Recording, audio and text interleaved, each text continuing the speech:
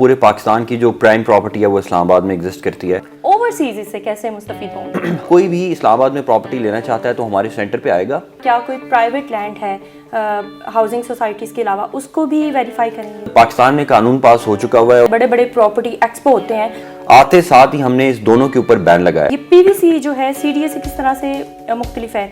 गली नंबर 32 के अंदर प्लॉट नंबर 26 है या नहीं, प्लॉट नंबर 26 का साइज क्या है, फिर वो कमर्शियल है या रेजिडेंशियल है और उसको किसने अप्रूव किया है। अच्छा, रिंग रोड के बारे में ये वाजे भी कर दीजिए आप कि ये बन भी रही है या नहीं। और ये आज से 60 साल पहले इस्लामाबाद के मास्टर प्लान के अंदर अप्रूव्ड रोड है। रिंग रोड बन जाती है तो जीटी रोड का जो इस्लामाबाद एक्सप्रेसवे पे सारा लोड है और टाइम ज़ाया होता है, 5-6 घंटे हमारे शहरों के अंदर से वो गुजरते हैं, वो टाइम भी बच जाएगा। कि ये तो सोसाइटी ही इलीगल है। तो गाड़ी भी आप खरीदने जाते हैं, मोटरसाइकिल खरीदने जाते हैं, आप अपने फल भी खरीदने जाते हैं तो 3 दफ़ा वेरीफाई करते हैं। ये तो बड़ी एक गुड न्यूज़ आपने सुनाई है हमारे देखने वालों के लिए। चीज़ें तो फिर आपकी फेट है, कहीं चीज़ें डेस्टिनी है, कहीं आपकी मिसकैलकुलेशन है। अस्सलाम वालेकुम, आप देख रहे हैं एडवाइस एसोसिएट्स का यूट्यूब चैनल और मैं हूं अस्मा रियाज। प्रॉपर्टी की सेल परचेज़ को लेकर जब भी कोई बात जहन में आती है तो वो ये कि कहीं कोई फ्रॉड ना हो जाए।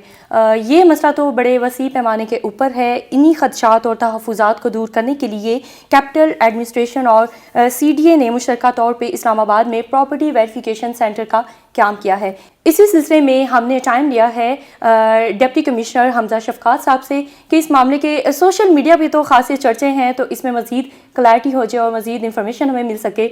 बहुत शुक्रिया हमजा साहब आपके कीमती वक्त का। हमारे यूट्यूब चैनल का मकसद भी यही है कि ओवरसीज़ जो पाकिस्तानी हैं उनको यहाँ बैठे इंफॉर्मेशन प्रोवाइड कर सकें प्रॉपर्टी से रिलेटेड, क्योंकि बहुत बड़ा मसला खासतौर पे ओवरसीज़ को आता है जब भी उन्होंने कोई सेल परचेज़ करनी होती है। तो मुझे बताइए, प्रॉपर्टी वेरिफिकेशन सेंटर है क्या और ओवरसीज़ इससे कैसे मुस्तफीद होंगे? बेसिकली इस्लामाबाद जो है वो पूरे पाकिस्तान की जो प्राइम प्रॉपर्टी है वो इस्लामाबाद में एग्जिस्ट करती है। हर बंदा चाहता है कि उसका इस्लामाबाद में घर हो। ओवरसीज़ पाकिस्तानीज़ भी चाहते हैं और पाकिस्तान के अंदर के जो लोग हैं वो भी चाहते हैं कि इस्लामाबाद में प्रॉपर्टी खरीदें। और इसी चीज़ का, इसी ख्वाहिश का नाजायज़ फ़ायदा उठाते हुए बहुत सारे इलीगल प्रोजेक्ट्स, बहुत सारे इलीगल हाउसिंग सोसाइटीज़ जो हैं वो इस्लामाबाद में काम कर रही हैं।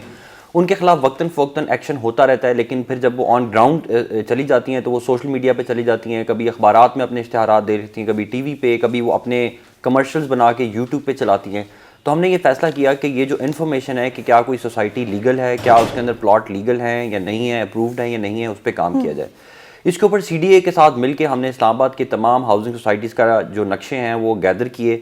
इसमें हमने प्राइवेट सेक्टर को भी इन्वॉल्व किया, नस्ट को इन्वॉल्व किया, पाकिस्तान आर्किटेक्चर और टाउन प्लानर्स की एक एसोसिएशन है उनको हमने इन्वॉल्व किया और एक सबको मिला के हमने ये सारा स्कैन करा के ये डाटा अवेलेबल कर दिया अपने सेंटर पे।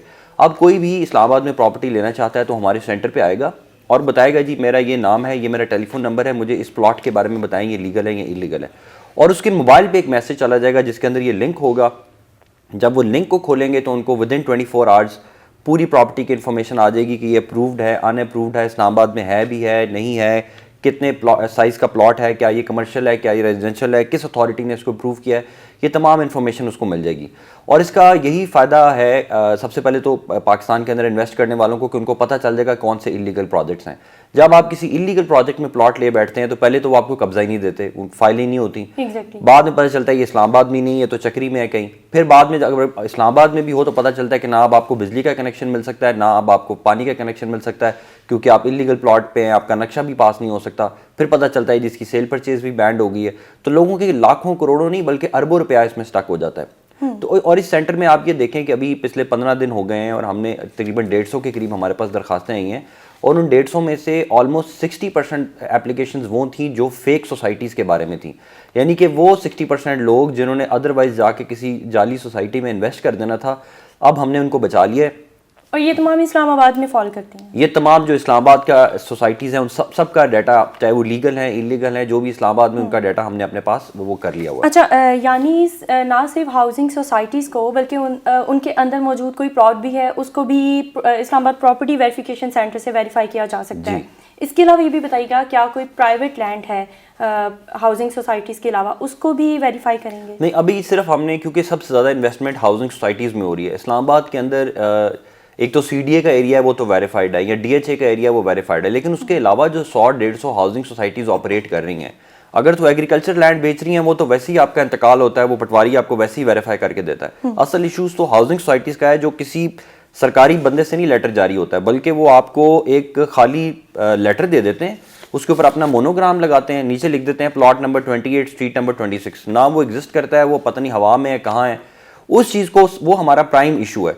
वरना अगर कोई एग्रीकल्चर लैंड लेने जाएगा वो तो वैसे ही हमारे रेवेन्यू ऑफिशियल के पास जाएगा, वो तो वैसे ही उसको फ़र्द भी दी जाएगी, फ़र्द के बाद उसका इंतकाल किया जाएगा, इंतकाल के बाद उसकी नई फ़र्द इशू होगी, रजिस्ट्री कराई जाएगी, वो तो वैसे ही सारा लीगल चल रहा है। इस तरह सीडी का भी 100% लीगल चल रहा है। ये तो उन इलीगल सोसाइटीज़ के बारे में। दूसरा आपने सवाल किया कि ओवरसीज़ पाकिस्तानी इससे कैसे फ़ायदा उठा सकते हैं।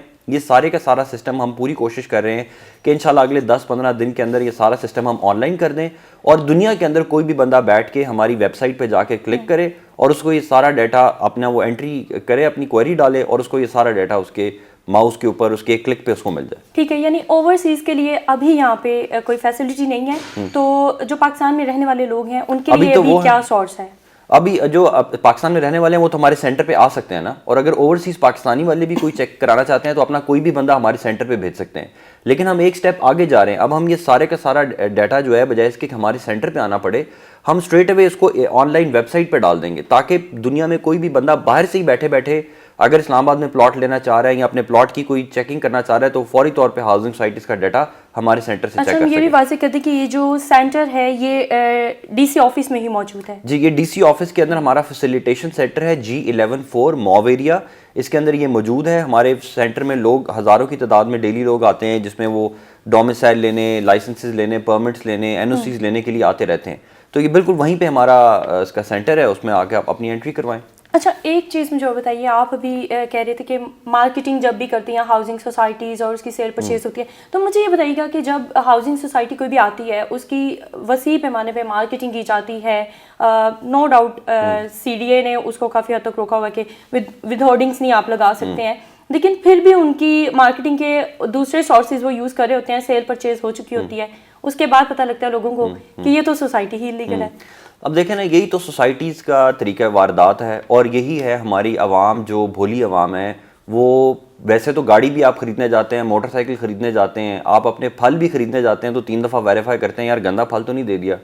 लेकिन ये ऐसी अजीब बात है कि आप प्रॉपर्टी में 1.5 करोड़ रुपए की चीज़ लेने जाते हैं, ना आप किसी AC से पूछते हैं, ना आप किसी CDA से पूछते हैं, ना किसी अथॉरिटी से पूछते हैं।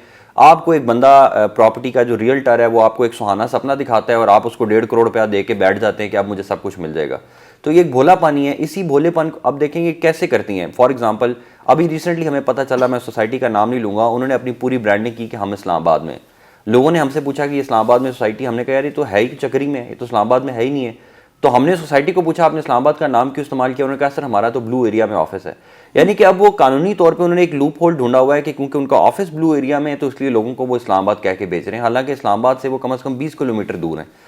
तो अब ये इस चीज़ को अब हम पकड़ भी नहीं सकते, इस पे कानून क्या करें, उनका दफ्तर भी सील नहीं कर सकते क्योंकि दफ्तर भी लीगल है, सोसाइटी भी इस्लामाबाद से बाहर है, तो उनको कैसे पकड़ सकते हैं। अब एक्चुअली होता ही है कि जब मार्केटिंग उसकी इस्लामाबाद में हो रही है, लाइक बड़े बड़े प्रॉपर्टी एक्सपो होते हैं, उसमें तमाम वो हाउसिंग सोसाइटीज़ भी शामिल होती हैं जिनको इलीगल करार दिया गया है CDA की जानिब से, लेकिन उनकी मार्केटिंग उन एक्सपो सेंटर्स में हो रही होती है, वो परमिशन से हो रहे होते हैं एक्सपो सेंटर। देखें अभी ही मुझे आज से 3 हफ्ते पहले मुझे गवर्नमेंट ऑफ पाकिस्तान ने मेट्रोपॉलिटन कॉर्पोरेशन का भी चार्ज दिया और उसके नीचे एक इदारा है म्यूनसिपल एडमिनिस्ट्रेशन जो चेक करता है कि मार्केटिंग कैसी है। आते साथ ही हमने इस दोनों के ऊपर बैन लगाया। अब इस्लामाबाद के अंदर अगर किसी इलीगल हाउसिंग सोसाइटी ने अपना NOC नंबर लिखे बगैर कहीं पर भी एडवर्टाइजमेंट की तो जो प्रिंटर है जिसने ये परमिशन लिया है या वो जो एडवर्टाइज़र है जिसने परमिशन लेके इश्तिहार लगवाया, हम उसको अरेस्ट कर लेंगे ताकि ये काम ही ना हो। जो आपने बात प्रॉपर्टी एक्सपो की पूरे 1-1.5 साल के अंदर सिर्फ एक प्रॉपर्टी एक्सपो हुआ है, वो इस्लामाबाद चैम्बर ने किया था और उसके अंदर मुझे अभी तो नहीं पता कि उसके अंदर कोई इलीगल सोसाइटीज़ थी। अगर थी तो आइंदा से ये भी मैं आपको अश्योर करता हूँ कि इस्लामाबाद के अंदर कोई भी इलीगल सोसाइटी अपना प्रॉपर्टी एग्जिबिट भी नहीं कर सकेगी, यानी कोई स्टॉल भी नहीं, कोई ऐसी स्टॉल भी हम उनको नहीं लगाने देंगे। ठीक है। अच्छा, मसाइल तो काफ़ी ज़्यादा है प्रॉपर्टी की सेल परचेज में, मुझे ये बताएं कि PVC इसमें क्या फैसिलिटीज़ प्रोवाइड। देखिए PVC सबसे पहली इन्फॉर्मेशन आपको ये देगा। फॉर एग्जांपल आपको एक बंदा कहता है कि जी मैं आपको डायमंड हाउसिंग सोसाइटी के अंदर 4 कनाल का फार्म हाउस देता हूँ, आप हमारे पास आएंगे, आप अपना नाम बताएंगे, अपना मोबाइल नंबर बताएंगे और बताएंगे जी ये फार्म हाउस नंबर है, ये हाउसिंग सोसाइटी है, ये मुझे बेच रहे हैं, मुझे बताएं। उसके ऊपर जो हमारा ऑपरेटर है वो फौरी तौर पे उसको एक हमारे कंप्यूटर सिस्टम से उसको एसएमएस चला जाएगा। ये भी कंप्यूटर सिस्टम ऑटो जनरेटेड, ताकि वो जो बंदा हमारा बैठा हुआ है कहीं वो मिल ना जाए, कहीं वो करप्शन ना कर ले और वो उनको गलत इन्फॉर्मेशन ना दे दे। हमारे सिस्टम में चला जाता है, सिस्टम के ऊपर हमारे एक्सपर्ट्स बैठे हुए हैं, वो उसको पूरी ईमेल करते हैं और लिंक भेज देते हैं मोबाइल पे। जब वो क्लिक करता है तो उसको पता चलता है कि ये जो डायमंड हाउसिंग सोसाइटी है तो इस्लामाबाद में है ही नहीं है। तो पहला तो उसको धचका ये लगता है कि एक मुझे झूठ करके बेचा जा रहा है, वो पता चल जाएगा। दूसरा काम उसको पता चल जाएगा, फॉर एग्जांपल अगर इस्लामाबाद में सोसाइटी है तो हम उसको बताएंगे कि अप्रूव्ड ही नहीं है, ये इलीगल है, उसको दूसरी चीज क्लियर हो जाएगी। अगर अप्रूव्ड है तो फिर वो तीसरा हमारा स्टेप चला जाएगा कि अगर अप्रूव्ड है तो ये प्लॉट कमर्शियल है या रेजिडेंशियल है। कहीं उसको कमर्शियल कह के तो नहीं बेच रहे और 4 करोड़ ले लें और असल में वो 30 लाख का प्लॉट हो, तो वो भी लिखा आएगा कमर्शियल है। उसकी कैटेगरी भी वाज़ेह की कैटेगरी भी लिखी जाएगी, उसका फिर साइज भी लिखा जाएगा, फिर ये भी लिखा जाएगा कि इसको एनओसी मिला हुआ है या नहीं मिला हुआ, और फिर ये भी लिखा जाएगा कि किसने इसको एनओसी दिया, ताकि ये कंप्लीट पिक्चर के पास अब भी अगर वो समझता है कि मैं इस प्रॉपर्टी में इन्वेस्ट करूं तो फिर मुश्तरी होशियार बाश, फिर तो मुश्तरी जो खुद से परचेजर है, अगर वो खुद ये पिट गया है कि मैंने करना ही इलीगल सोसाइटी में, फिर तो उसका मतलब है वो कल्यूजन में है। तो एटलीस्ट कल को हम उसे कह तो सकेंगे कि यार आप अपने एक्ट के खुद जिम्मेदार हैं। राइट। अच्छा, आम तौर पे क्या होता है जब किसी ने इस्लामाबाद में प्रॉपर्टी लेनी है, ऑब्वियसली सीडीए की वेबसाइट पे जाएंगे, उसको चेक कर लेंगे हाउसिंग सोसाइटी ये रजिस्टर्ड है या नहीं है। ये पीवीसी जो है सीडीए से किस तरह से मुख्तलिफ है? क्योंकि मैंने एक जगह इसी के बारे में पढ़ा कि जो सीडीए का डाटा है उसी को ही पीवीसी के साथ कनेक्ट किया गया है, तो इसमें डिफरेंस क्या है? नहीं, मेनली तो हमने सीडीए का सारा डाटा लीगल और इलीगल सोसाइटी सबका स्कैन करके वो सारे का सारा हमने अपलोड किया हुआ है। अगर आप सीडी की वेबसाइट पे जाएंगे तो वहाँ पे तो ए से लेके जेड तक कुछ 400 सोसाइटीज़ का नाम लिखा हुआ। आप उसमें कैसे ढूंढेंगे? जब ढूंढेंगे भी तो आपको खोलेंगे तो लिखा आएगा कि अप्रूव्ड है, अनअप्रूव्ड। आपको तो ये इन्फॉर्मेशन चाहिए कि मैं फॉर एग्जांपल आगोश सोसाइटी है, आगोश सोसाइटी के अंदर गली नंबर 32 है भी है कि नहीं, गली नंबर 32 के अंदर प्लॉट नंबर 26 है या नहीं, प्लॉट नंबर 26 का साइज़ क्या है, फिर वो कमर्शियल है या रेजिडेंशियल है और उसको किसने अप्रूव किया है। ये तमाम इन्फॉर्मेशन देखें। फॉर एग्जांपल मैं आपको बताता हूँ कि एक सोसाइटी है वो है लीगल है, for example Jammu Kashmir housing society है, वो लीगल है, हमारे पास रजिस्टर्ड है, लेकिन उसके कुछ एरियाज़ हैं जो उसके नक्शे से बाहर हैं, वो जो इलीगल अलॉटमेंट की गई है, तो लोग उसमें सेल परचेस करेंगे तो सीडी की वेबसाइट तो उनको बताएगी कि सोसाइटी लीगल है, लेकिन उसके वो वाले प्लॉट जो नक्शे से बाहर हैं वो उसको नहीं पता चल सकेगा। ये सवाल भी मेरे जहन में था कि बहुत सी ऐसी हाउसिंग सोसाइटीज़ भी हैं जिन्होंने अपना मैप अप्रूव करवा लिया होता है, मैप अप्रूव करवाने के बाद वही वाला मैप अपलोड हो जाता है, लेकिन उसमें बाद में जब ऑन ग्राउंड उसकी डेवलपमेंट होती है तो कुछ चेंजिंग्स आ जाती हैं, कुछ चेंजेस करते हैं, हजार प्लॉट ओवर सेल कर देते हैं। फॉर एग्जांपल स्ट्रीट नंबर्स भी चेंज हो जाते हैं, स्ट्रीट नंबर्स भी चेंज हो सकते हैं। तो अब हम उनको एग्जैक्टली ये चीज़ बता देंगे कि भाई ये कौन है, और अब तो हम इसमें एक स्टेप फर्दर भी जाने लगे हैं, इसका डाटा भी हम कंपाइल कर रहे हैं कि अगर ये प्लॉट है हाउसिंग सोसाइटी में एग्जिस्ट करता है तो हम ये भी बता सकें कि ये कौन है इसका मालिक, क्या ये सोसाइटी के पास अभी तक रिजर्व्ड है या इसका कोई और मालिक भी है, ताकि ये हर चीज़ डाटा जो है ये आवाम को अवेलेबल हो, फिर वो अपना एक अच्छा फैसला कर सकें। हाँ, प्लॉट की ऑनरशिप भी पता लग जाएगी, आया ये किसी पर्सन के नेम पे है या फिर ये स्टेट लैंड है, कुछ ऐसा। अच्छा, ये जो आपने पीवीसी का काम किया है, ये जिस तरह हम सारे ममालिक में रीरा काम कर रही हैं, रियल स्टेट रेगुलेटरी अथॉरिटीज़ हैं, इसी तरह की कोई चीज़ है इसमें? नहीं, रीरा जो है वो पाकिस्तान में कानून पास हो चुका हुआ है और वो अथॉरिटी बनने जा रही है, और वो तो बेसिकली रियल स्टेट के जो इन्वेस्टर्स हैं उनको रेगुलेट करेगी, मॉनिटर करेगी कि ये चीज़ें बेच रहे हैं, खरीद रहे हैं, ये कैसे कर रहे हैं। ये जो प्रॉपर्टी वेरिफिकेशन सेंटर है ये सिर्फ आपको ये बताएगा कि जो प्रॉपर्टी आप किसी हाउसिंग सोसाइटी में लेने जा रहे हैं या कोई दुकान आप लेने जा रहे हैं किसी प्लाजा में, वो सही है या गलत है। तो ये तो मतलब ये प्राइमरीली डिफरेंस ये है कि हम कोई रियल स्टेट को मॉनिटर नहीं कर रहे, हम सिर्फ प्रॉपर्टी की इन्फॉर्मेशन आपको दे दें, लोगों की रहनुमाई कर रहे हैं। अच्छा, इसमें मेरे जहन में एक सवाल आया कि जिस तरह कई हाउसिंग सोसाइटीज़ हैं उनके साथ कुछ चीज़ें लिंक करी होती हैं उनकी वैल्यूज़ के ऊपर, तो वो रजिस्टर्ड है या नहीं है, लेकिन लोग उसकी वैल्यू देखते हुए भी वहाँ पे इन्वेस्ट करते हैं। लाइक रिंग रोड का काफ़ी ज़्यादा उसका आजकल बूम आया हुआ है कि उसका इनॉग्रेशन होने जा रहा है, तो रिंग रोड की वजह से भी बहुत सी सोसाइटीज़ जो इसके करीब से गुजर रही हैं उसकी प्राइस के ऊपर, उसकी मार्केटिंग के ऊपर ये बड़ा असरअंदाज होता है। आप इस पर क्या कहेंगे? देखें, जो प्रॉपर्टी में इन्वेस्टमेंट है, बल्कि प्रॉपर्टी में नहीं, आप दुनिया के किसी भी कारोबार में जब इन्वेस्टमेंट करते हैं तो आप फ्यूचर के बारे में कुछ प्रोडिक्शंस करते हैं। कई दफ़ा वो प्रोडिक्शंस ठीक होती हैं, कई दफ़ा वो प्रोडिक्शंस ख़राब होती हैं। आप स्टॉक में इन्वेस्ट करते हैं कि भाई पता चला है कि पीपीएल बहुत ऊपर जा रहा है, पीपीएल नीचे चला जाता है, वो आपकी किस्मत है। आप दुकान एक लेते हैं कि जी यहाँ पे मैं फ़र्नीचर की दुकान खोलूँगा और यहाँ पे रोड गुजरेगी, आप दुकान ले लेते हैं, वो फर्नीचर की दुकान नहीं चलती। ये कई चीज़ें तो फिर आपकी फेट है, कई चीज़ें डेस्टिनी है, कहीं आपकी मिसकैलकुलेशन है, कई दफ़ा आपके पास इन्फॉर्मेशन नहीं होती, कई दफ़ा आप ऐसी प्रोडिक्शंस कर लेते हैं, रिस्क लेते हैं। बेसिकली ये तो सारा रिस्क की बात है। अब अगर किसी को पता चल जाता है कि यार फलां जगह से रोड बन रही है, अब ये ऑथेंटिक इन्फॉर्मेशन हो भी सकती है, नहीं भी हो सकती, और लोग उस रोड के ऊपर लोगों को फिर ये कहा जाता है कि जी क्योंकि ये रोड गुजरेगी तो ये प्रॉपर्टी उठ जाएगी। अब ये एक रिस्क की बात है। अगर तो कोई इस पे इंफॉर्मेशन वेरीफाई करना चाहता है तो हमारे दफ्तर में आ सकता है, किसी के पास जा सकता है कि भाई रिंग रोड बन भी रही है या नहीं। तो अब इस्लामाबाद में तो रिंग रोड नहीं बन रही, लेकिन लोग कह रहे हैं कि इस्लामाबाद में भी बन रही है, तो ये क्लियर इन्फॉर्मेशन वो हमारे दफातर से ले सकते हैं, हमारी वेबसाइट पे ले सकते हैं, पीएम पोर्टल पे ये पूछ सकते हैं कि हमें वेरीफाइड इन्फॉर्मेशन। अब तो पाकिस्तान के अंदर एक तरह से ये साइलेंट रेवोल्यूशन है जो हमारा प्राइम मिनिस्टर पोर्टल है कि आपको किसी भी डिपार्टमेंट से कोई भी इन्फॉर्मेशन चाहिए आप पीएम पोर्टल पे मांग लें, आपको हमारे दफ्तर में आके धक्के ना खाने पड़े, खज्जल ना होना पड़े, आपको वहाँ आए आपको इन्फॉर्मेशन मिल जाएगी कि भाई अभी तो रिंग रोड अप्रूव ही नहीं हुई और अभी तो ऐसी कोई बात ही नहीं है। अच्छा, रिंग रोड के बारे में ये वाज़ेह भी कर दीजिए आप हमारे चैनल के तवसत से ही कि ये बन भी रही है या नहीं, और इससे जुड़वा शहरों के ट्रैफिक पे क्या असर पड़ेगा? बेसिकली जो रिंग रोड का पहला प्लान था जिसमें अलाइनमेंट के अंदर कोई इश्यूज आ गए थे और हुकूमत ने डिसाइड किया कि अलाइनमेंट भी कैंसिल कर दी जाए और ये जो एक्विजिशन किया ये भी गलत है और उसमें जो ऑफिसर्स इन्वॉल्व थे उनके खिलाफ भी एक्शन किया गया। अब रिंग रोड का एक नया प्रोजेक्ट तैयार हो रहा है जो बेसिकली ये पिंडी की रिंग रोड है, ये पिंडी का बाईपास बन रहा है। इसका मकसद ये है कि जितनी ट्रैफिक भी जीटी रोड पे आती है वो जीटी रोड से पिंडी के अंदर तो दाखिल नहीं हो सकती, वो ऑन दी अदर हैंड हमारी इस्लामाबाद एक्सप्रेसवे पे दाखिल हो जाती है, सारे ट्रक्स सारे ये सामान वाले।